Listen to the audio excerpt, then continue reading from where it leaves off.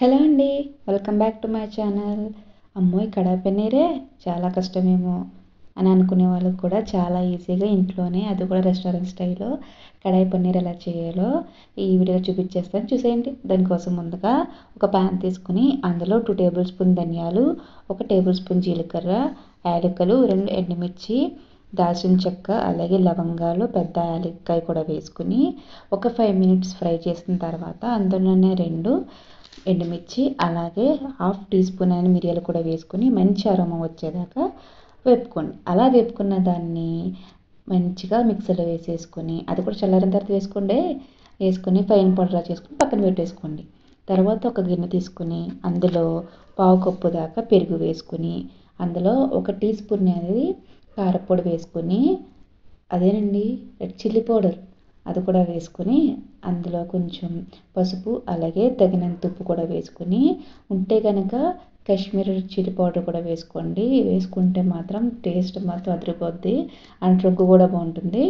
వేసుకొని అందులో మనం ముందుగా రెడీ చేసి పెట్టుకున్న మసాలా కూడా వేసుకొని బాగా కలుపుకొని పక్కన పెట్టేసుకోండి. తర్వాత ఒక ప్యాన్ తీసుకుని అందులో కొంచెం ఆయిల్, అలాగే కొంచెం నెయ్యి అనేది వేసుకొని క్యూబ్స్గా కట్ చేసుకున్న ఉల్లిపాయలు, అలాగే క్యాప్సికమ్ కూడా వేసుకుని ఒకసారి ఫ్రై చేసుకున్న తర్వాత అందులోనే కొంచెం టమాటా, అలాగే పన్నీర్ కూడా వేసుకొని బాగా ఫ్రై చేసుకోండి.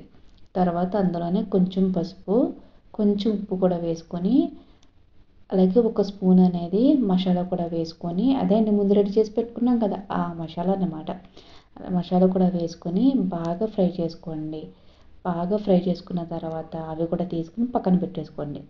సేమ్ అదే ప్యాన్లో కొంచెం ఆయిల్ అనేది వేసుకొని అందులో కొంచెం జీలకర్ర, అలాగే 2 ఎండుమిర్చి అనేది వేసుకొని ఒకసారి ఫ్రై అయిన తర్వాత అందులో 1 టేబుల్ స్పూన్ అనేది అల్లం వెల్లుల్లి పేస్ట్ వేసుకుని పచ్చివాసన పోయేదాకా ఫ్రై చేసుకోండి.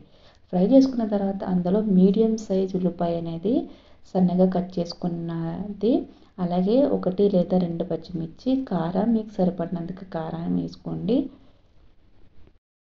మీడియం సైజ్ ఒక ఉల్లిపాయ అనేది తీసుకుని దాన్ని సన్నగా కట్ చేసుకుని, అలాగే 2 పచ్చిమిరపకాయలు కూడా తీసుకుని సన్నగా కట్ చేసుకొని అందులో వేసుకోండి. ఉల్లిపాయలు అనేవి బాగా వేగిన తర్వాత అందులో 2 పెద్ద సైజు టమాటాలు అనేవి ప్యూరీ కింద చేసుకుని అది కూడా అందులో వేసుకొని పచ్చి వాసన అనేది పోయేదాకా కూడా వేపుకోవాలి. అలా వేపుకున్న తర్వాత అందులోనే మనం ముందుగా రెడీ చేసి పెట్టుకున్న పెరుగును కూడా యాడ్ చేసుకుని అందులో ఒక స్పూన్ ఆర్ టేబుల్ స్పూన్ అనేది కడాయి మసాలా కూడా వేసుకుని బాగా ఫ్రై చేసుకోండి. ఎలా అంటే మూత పెట్టేసుకుని నూనె పైకి తేలేంత వరకు కూడా మనం సిమ్లోనే అనేది కుక్ చేసుకోవాలి. వన్స్ నూనె అనేది పైకి తేలిన తర్వాత మనం ముందుగా వేపు పెట్టుకున్న పన్నీర్ ముక్కలను కూడా వేసుకొని మొత్తం గ్రేవీ పన్నీర్ మొత్తం అంతా కలిసేలాగా కలుపుకొని అందులోనే కొంచెం వాటర్ అనేది పోసుకొని మూత పెట్టేసుకుని కొంచెం సేపు అనేది కుక్ చేసుకోండి. అలా కుక్ చేసుకున్న తర్వాత అందులో కొంచెం ఫ్రెష్ క్రీమ్ అనేది వేసుకోండి. ఫ్రెష్ క్రీమ్ అంటే ఏంటనుకున్నారు? ఏం లేదండి, పాలమీగడ. మీకు ఫ్రెష్ క్రీమ్ అవైలబుల్లో లేకపోతే పాలమీగడ కూడా మీరు హ్యాపీగా యాడ్ చేసుకోవచ్చు.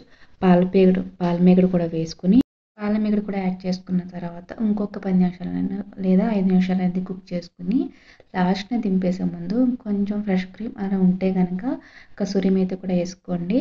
నేను నా దగ్గర అయితే అవైలబుల్ లేదు కాబట్టి నేను ఇక్కడ వేసుకోలేదు. వేసుకొని టేస్ట్ అయితే ఇంకా చాలా బాగుంటుంది.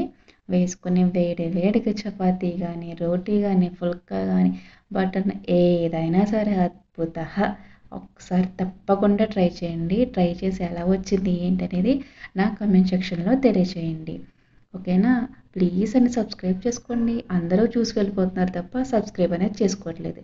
దయచేసి సబ్స్క్రైబ్ చేసుకోండి. అండ్ నా వీడియో కనుక నచ్చితే లైక్ చేయండి, షేర్ చేయండి, అలాగే ఫాలో కూడా చేసేయండి. Thank you so much for watching. Bye bye.